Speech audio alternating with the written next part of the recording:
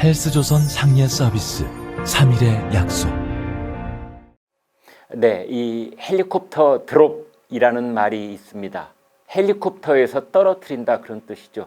헬리콥터 머니는 거기에서 나온 말입니다.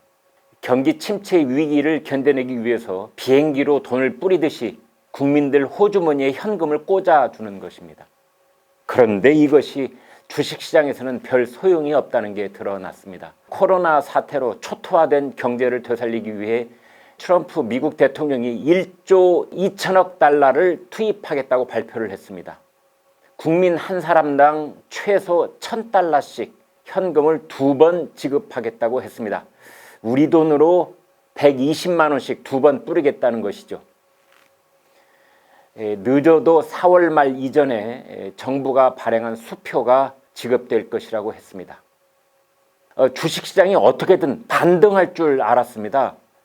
그런데 한국 시간으로 오늘 새벽에 전해진 소식은 미국 증권시장의 주요 지수인 다우존스 산업평균지수 마이너스 6.3% 대폭락, 나스닥 종합지수 마이너스 4.7% 대폭락, S&P 500 지수도 마이너스 5.18% 대폭락입니다. 지난 열흘 사이에 일시 매매 정지라는 서킷 브레이커를 4번이나 발동했지만 다우존스는 2만 선이 붕괴되고 말았습니다. 헬리콥터 살포 계획도 주식 투매를 막지는 못한 것입니다. 경기 침체의 공포가 주식시장을 패닉 상태로 몰아넣고 있습니다. 유럽도 비슷합니다. 범유럽 주가 지수인 스톡스 600은 마이너스 3.92%가 떨어졌고 독일, 프랑스 증시는 각각 5% 이상 하락했습니다. 문재인 정부도 뾰족한 수가 있는 것은 아닙니다. 미국과 비슷하게 재난 기본소득 주장이 계속 고개를 들고 있습니다. 서울시, 강원도, 경기도, 경상남도 이처럼 여권의 지자체 장들은 자체 예산으로 이미 추진 중입니다. 청와대도 결정된 것은 없다면서도 지자체의 움직임에 대해서는 바람직하다는 반응을 보이고 있습니다. 문 정부도 그쪽 방향으로 움직일 것이라고 보는 게 맞습니다. 미국도 그렇고 한국도 마찬가지 문제가 생기는데요. 이것이 일시적인 금액인가 아니면 정기적으로 계속 주는 돈인가 하는 문제입니다. 당장 야당에서는 지급 횟수, 대상 등에 대한 명확한 규정도 없이 재난기본소득이란 용어로 국민을 호도하고 있다고 반발했습니다. 자, 이런 문제점 때문인지 서울시는 처음에는 재난기본소득이라고 했다가 말을 바꿔서 긴급생활비라고 하고 있습니다. 정부는 어제 여러 대책을 내놓았습니다. 관광, 공연업, 특별융자 확대, 고속버스 통행료 감면, 항공기 착륙료 감면 같은 것들입니다. 한마디로 대증요법을 몇 개 나열하는 미흡한 수준이지요. 항공업계에서는 그렇지 않아도 비행기 10대 중 이미 9대가 서 있는데 착륙료 20% 깎아준다는 게 무슨 소용이 있겠느냐며 비명을 지르고 있습니다. 언발의 오줌 누기 정도가 아니라 중상자에게 반창고 붙여주는 격이라는 소리가 나오고 있습니다. 정부는 이미 지난달 28일 개별 소비세 인하, 소비 쿠폰 지급 같은 20조 원 규모의 지원 대책을 내놓았고 어제는 11조 7천억 원 규모의 추경 예산안이 국회를 통과했습니다. 이 두 가지를 합하면 31조 7천억 원이나 됩니다.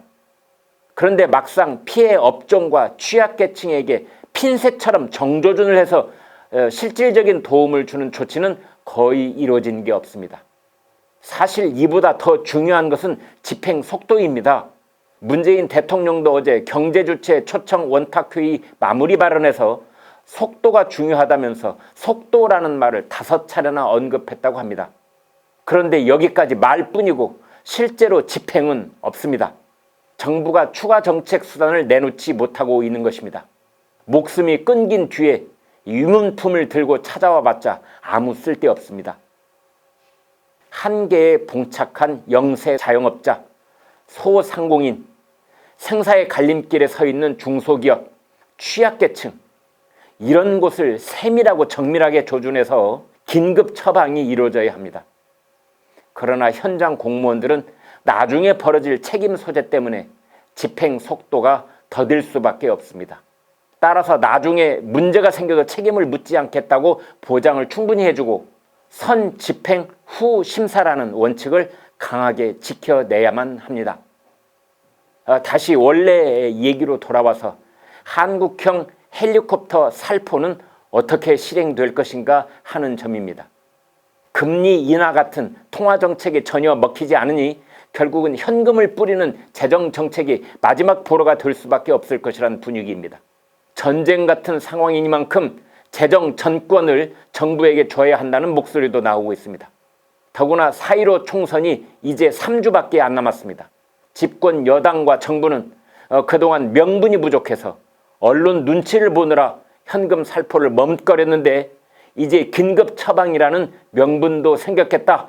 재정 쏟아붓기라는 전 지구적 움직임도 있겠다. 이 망설일 이유가 없어진 것입니다. 여당은 코로나 사태, 긴급 처방, 현금 살포 이렇게 이어지는 대형 호재가 생겼다고 여길 수도 있습니다.